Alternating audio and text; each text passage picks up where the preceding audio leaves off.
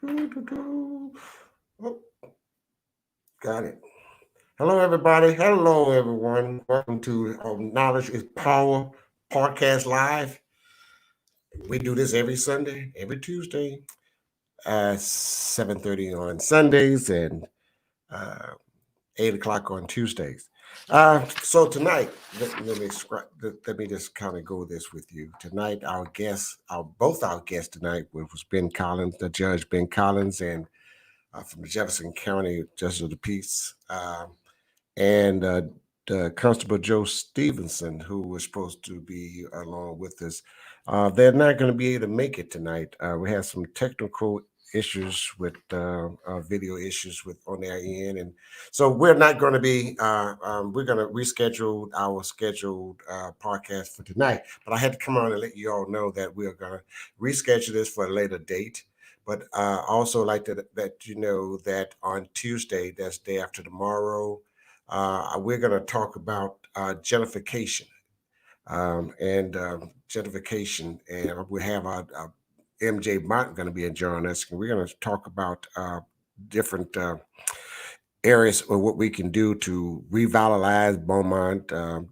Folks that are aware what gentrification is, and that's the process of rebuilding and rebuilding homes and businesses in our um, lower income area of homes and urban neighborhoods and here in Beaumont or in Port Arthur. And we wanted to kind of give you some education of how we can go and revitalize our old neighborhoods that needing to be repaired and revived.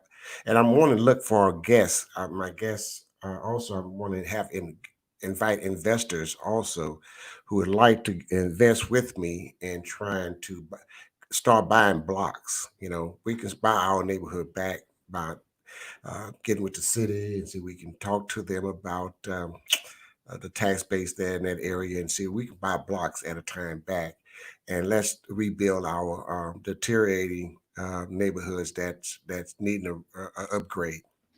So that's what we're going to be talking about and on Tuesday. It's called gentrification. And I'm looking at the notes we have here already. Gentrification is happening down in Beaumont at the north end and south end, and that's the area that I'm looking at too, Terry. And I think that it can be done. I've seen it happen in other cities. I've saw it happen to. I mean, have you ever gone to Houston and gone into Third Ward? When I lived in Third Ward back in the '70s, late '70s, it was the Third Ward. It was called the Hood. And today, that area went into a gentrification where the neighborhood deteriorated and went down, and the upper class came back and bought that land for little or nothing, those homes for little or nothing, and renovated them and rebuilt them, and now the property is worth three times more than what it was before then. This is called gentrification, and I think that we can come together and do a gentrification in this area because we've got the infrastructures, but we got to know how to do it. What's the steps? What's the process? Um, so, hey, with Bernie, I appreciate that. You said you've been trying to gentrify for so long without what? I mean, tell me what we're missing. I know there's grant money out there that we can do a gentrification in.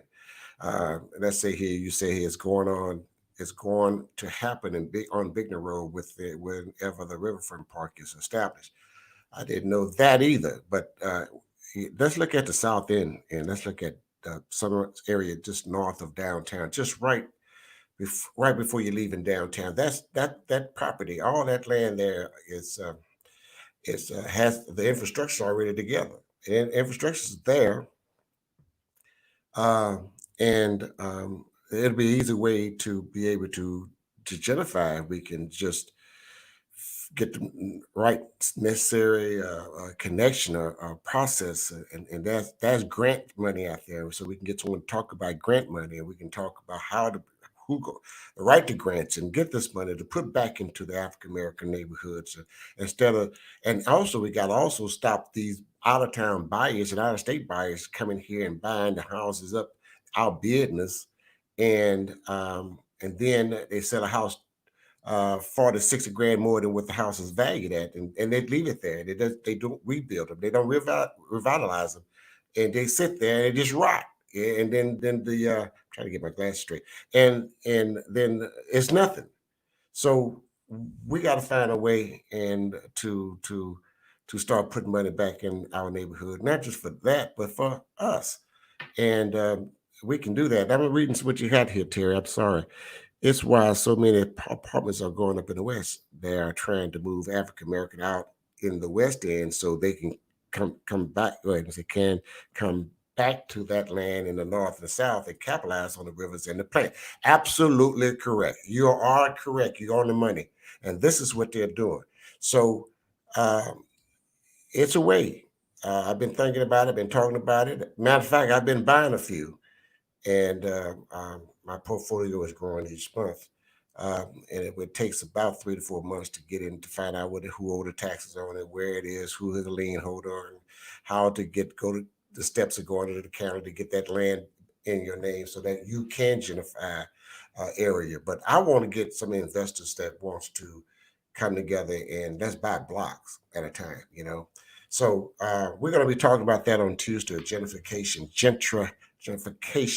And if you'd like to join us, please, if you'd like to join me, hit me up with a text or comment, and I'll get you hooked up in here, and we can all talk about it. I can put 10 people on the screen, and we can talk about revitalizing our neighborhoods and how to get the liens on them. And that's a way I know how to do those part, but you know I'm not really have the knowledge to the next step in getting the funds to and grants to um, so that we can gentrificate a neighborhood. So with that said, let me see. Bernie has something that he said here. I'm trying to get it talk and get on off of here since we programmed the show for the night. Housing just sold most of their homes to outside investors all over the city. We need to wake up. Yes, I am. Yeah, I went to that. I was downtown when they had that auction, and it blew my mind. I couldn't even raise my hand on nothing because they was blowing the prices out of the market, and there's no way that that it would prophesize uh, myself if I pay more, too much more than what a home is valued at. And I hope you understand that. You say, Bernie is saying, a friend of mine and I was offered a measly 35,000 from grant monies, and the which that wouldn't have been near enough. But if we would have had numbers, it probably would have been a different. Yes, that's what I'm saying.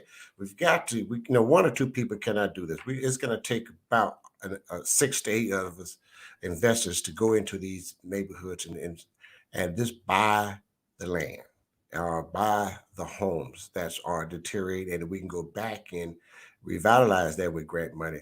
And I think the limit should be between, I think limits that we need to think about is no more than $40,000 to $45,000 for a home on down. And we can go in there, revitalize them, and you can make a profit. Okay. Not just a profit, but you come out in a win-win situation, but we revitalizing our neighborhood.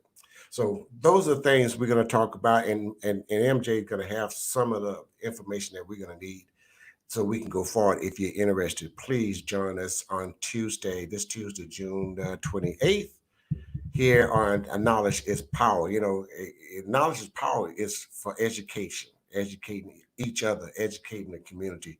And there's a lot of things that I don't know that I learned from my guests that comes on with that expert knowledge and on different issues and topics that we're talking about. So with that said, I thank you so much, and I hope you all are staying safe.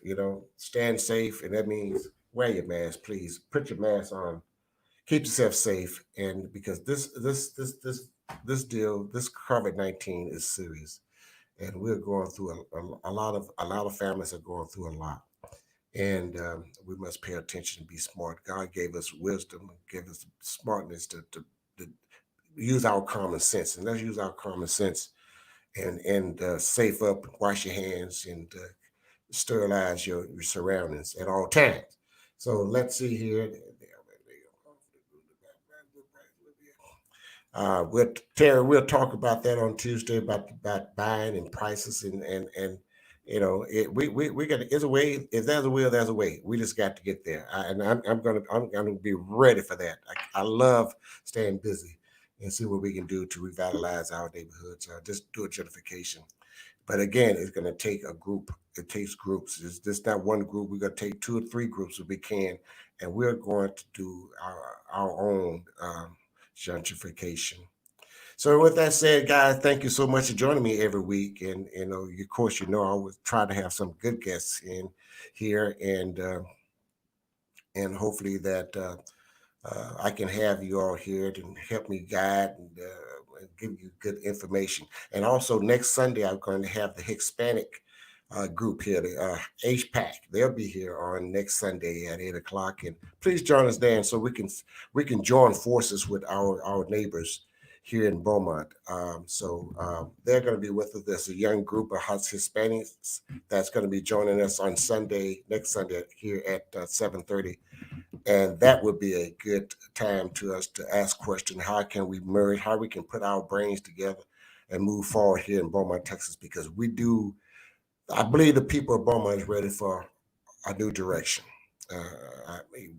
They made one move that we feel like that should not have been made Tuesday about opening up the city to different, open it up for venues, but and you've got COVID-19 death at its peak. I think that was a bad move. So that's my opinion. You might have another opinion, but Beaumont, we're ready to go in another directions. And y'all keep it here on Knowledge is Power, and we're gonna keep it going. Thank you so much. God bless, and again, stay safe, people. See you Tuesday at 8 o'clock. If I can get him here early, we get on early. Okay. Thanks so much, people.